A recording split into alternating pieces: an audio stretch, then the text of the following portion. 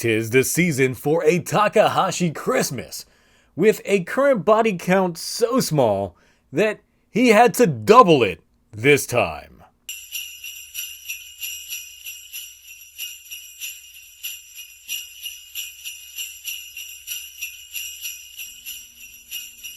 There we go.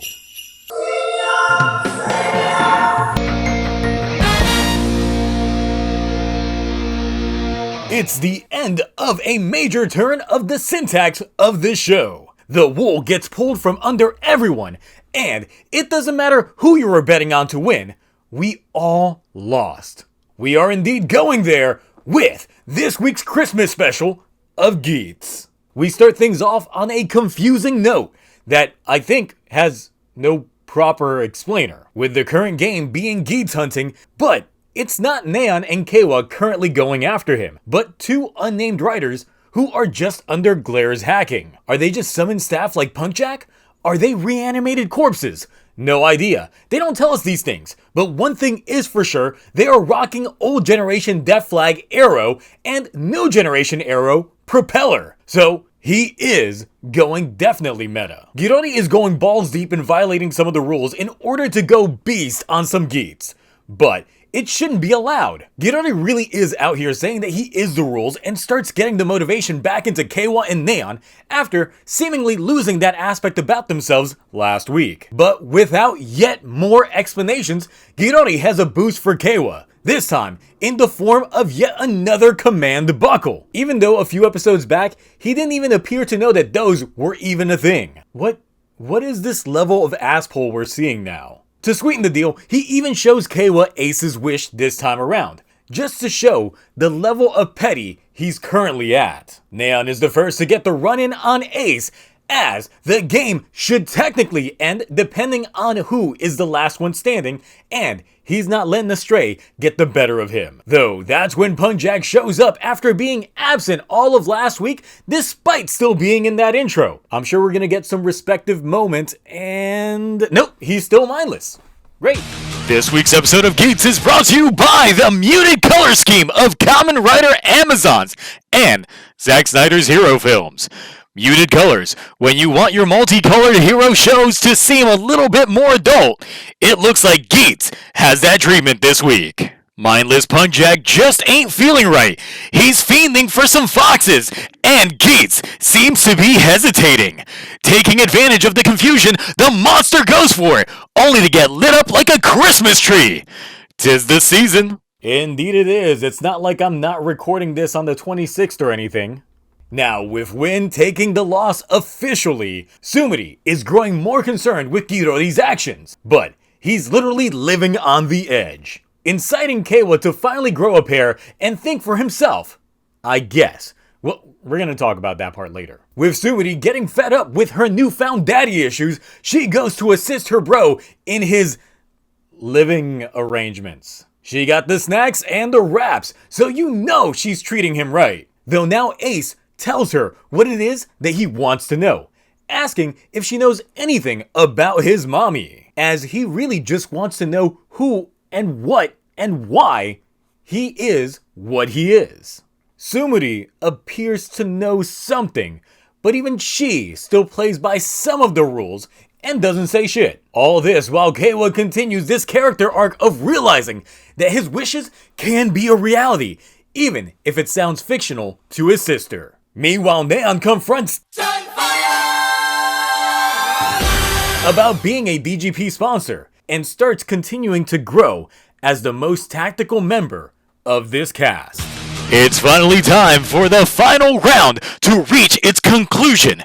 The rats chasing a certain fox into the corner just for a raccoon to find him, and it's Keiwa's turn to take out the trash. Both using command buckles, I guess it doesn't matter how many enemies they slash, it's just the amount of slashes that matter just to charge them up, giving both access to Jet Cannon and Cannon Jet. It's a battle of land and air, since Toei hasn't made two of the same suits yet, so this is all we get. With Geats pushing the blocks like Link in Legend of Zelda, only to box peek and let Tycoon know that it's over. He's got the high ground. It's a beatdown that Girori isn't taking lightly. Welcome back, Kamen Rider Glare. Going full Char Aznable on these guys, breaking out the funnels, only for Tycoon to counter with the Gorod Ran. That's a lot of references you're saying over there, Blade. You sure you're doing alright? MGBGRG, the grading scale doesn't matter. Well, the festivities come to a close, seemingly, when Niram shows up. Neon went full nepotism on Karen mode here, taking her issues with Girori up to her daddy in order to get Girori's manager involved. And Niram isn't about Girori messing with the merch, as it appears that Punk Jack getting jacked wasn't the end of it, making this man's career blow up instead of Ace. But they just can't fire Girori if he doesn't quit, so he'll take his resignation elsewhere. With management here, the cast needs to show off their trinity of blows and dynamic camera angles, only to catch the funnels. So, wanting to swap from the Gundam references to Macross, Nago gets the fire bomber blasting, deculturing Glare, just enough to get the vision kicked out of him by Geats.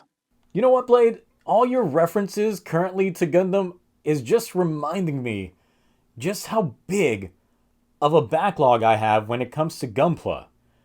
You know, maybe I should focus on building those and not spending so much on Toku stuff. So, I think I'm just gonna go ahead and cancel all those pre-orders I have. What? What are you talking about? Contacting the sellers now, and I am canceling them all. You can't be serious. And done.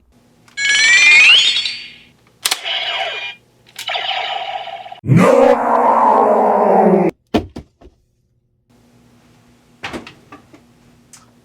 I knew something was up with Galaxy Blade. Now, how do I get you back? Well, story for another day. I got a recap to tell. Alright, so where was I? So yeah, Niram gets a hold of Girori right by the resume and revokes his membership, taking back the Vision Driver and ending the game. The winner? No one. Turns out everyone was in on the bit the whole time, having faith in Ace's actions to begin with. But when Sumiri shows up to reveal that they have priority entry into the next round, she reveals the truth of the game actually being a massive reality show. Oh, and Azuma is Yamato Chow. Rating time. We actually got some major reveals this episode, some player deaths, revivals, and other mishaps. It's quite a way to end out the year, and because of that, it's going to be getting the Ace A. Revealing that the DGP is actually a reality show drives up my speculation regarding the gambling aspect of things. There's got to be more than just entertainment at stake here for all the viewers watching along with the action. And with the game getting switched out with what appears to be less contestants than usual, we might get a little bit more sponsored up in here. The biggest thing to note is the comment regarding Niram's pocket dimension he's got access to. Outside of the viewpoints of the watchers, the stage for the DGP and the area where the Yamato are harvested likely all exist within this dimension. My guess is that Niram isn't actually the originator of this dimension, but probably stumbled upon it and made an acquisition. So I previously speculated that the DGP in its original form was more pure, taking to example Ace's mom's dress being pure white, while the current DGP likes having the current color scheme of black and white. And theming is usually key here. It's possible that the DGP had these skirmishes with the Yamato periodically in this dimension, but the Yamato got too strong and found a way to strike the main dimensions, or rather, parallel dimensions, thus having a need to introduce players from our world there. That's where I feel Niram comes in. I'm really thinking that he was a former player of that version of the DGP, liked the prospect and the potential of what he saw there, and had a wish to run the game, turning it into its current form. And with new management, always comes a change in staff. After all, if Girori could be easily replaced, I'm sure the same goes with any staff member, including Ace's mom. Especially if Girori could just throw in 2 random staffers as writers just for this one game, it's definitely possible. But introducing the prospect of dimensions, we can start getting into things like time dilation and perceptive time. Now I know spoilers for the Battle Royale are out, and one of the things that came from that movie is just doubling down on Ace's age. But what if it's perceptive age? See, I feel that Ace is from the same dimension the Jamato originally come from, as the forested area where Archimedo is harvesting them seems very similar to the area we see Ace's mom leave him. This added in with the previous plot inconsistency that one BGP was lost before Ace's time, but looking like a modern era, now has a potential explainer. And credit goes to Mirage Ranma over on my Discord server for our discussion yesterday regarding dimensions, leading to a theory that every time the game is lost or won, it simply creates a new dimension. Which means for each desire being granted, doesn't just change the pre-existing world, but creates a new one in that image. But the old world still potentially exists. This could be how Ace believes to be playing the game for 2,000 years, but it could be the time dilation effect of the dimensional hopping. Ace questioning just who or what he is definitely leads to a lot into his potential origins in the Jamato world. After all, there's always some correlation between the enemies and the main writers in these shows. That's usually how these things go. Next up, we learned that the prolonged use of the raise buckles has an effect on the player, as it seems that Ozma not being fully dead means we might get a new breed of Jamato rider on our hands. But being on the opposite side only means that Ozma will finally get his wish of being able to take down all the riders. But this makes me think that maybe Win's use of the monster buckle for so long might prove to be his entry back into the game in some way, shape, or form. After all, his actor didn't get the flowers, unlike Girori. Keiwa's character development in terms of him edging closer to victory seems to grow a lot this episode. They played it off as a fake out in the end, but I still believe that he had that moment to himself.